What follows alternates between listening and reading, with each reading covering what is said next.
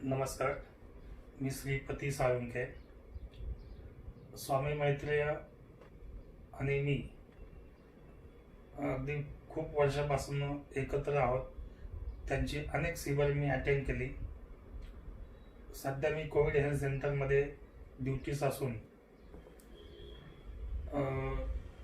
तेथील वातावरण बघून आणि जगातलं वातावरण बघून मी घाबरलो होतो आणि स्ट्रेसनेस थोडासा आला होता मला. तर मी स्वामी मैत्रेशी कॉन्टॅक्ट केलं. तर त्यावेळेस ते मला म्हणाले की काय घाबरण्याचं कारण नाही, कोविड हे एक साधा आजार असून सर्दी खोकल्याचा, त्याने काही होत नाही, काही काळजी करू नको, जरी झालं तरी मी आहे, त्याच्यामुळे टेन्शन घ्यायची काही गरज नाही. आणि मी तिथे ड्युटीज गेलो आणि 2-4 महिन्यानंतर मला सर्दी खोकला, थंडी ताप, अंगदुखी ची लक्षणं आढळून आली.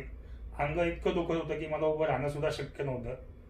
माझ्या घरातील लोकांनी मला रुग्णालयात दाखल करण्यासाठी खूप प्रयत्न केले, तर मी काही रुग्णालयात दाखल झालो नाही. मनातली भीती जात नव्हती.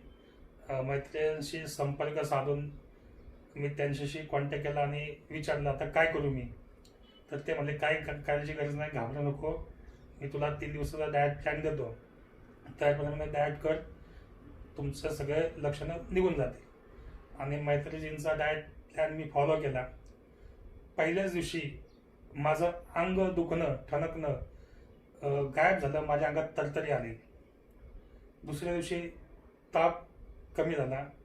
अन्नाला जी चव लागत नव्हती, गंध नव्हता, त्याची चव आली, गंध यायला लागला. तिसऱ्या दिवशी सर्दी खोकला गायब झाला आणि मी पूर्णपणे ठणठणीत बरा झालो. तर माझी ही अशी सर्वांना विनंती आहे की कोविडशी संबंधित असं काही घाबरण्याचं कारण नाही. जर तुमच्यापैकी कोणाला, तुमच्या मित्रांना किंवा कोणाला काय असं वाटलं तर तुम्ही स्वामींशी कॉन्टॅक्ट करून डाएट प्लॅन घेऊ शकता. आणि कोविड हे पूर्णपणे न घाबरण्याचं कारण आहे. कोविड हा पूर्णपणे बरा होतो आणि कुठलीही औषधं गोळ्या न खाता मी ह्या डाएट प्लॅनमधनं बरा झालेलो आहे. धन्यवाद.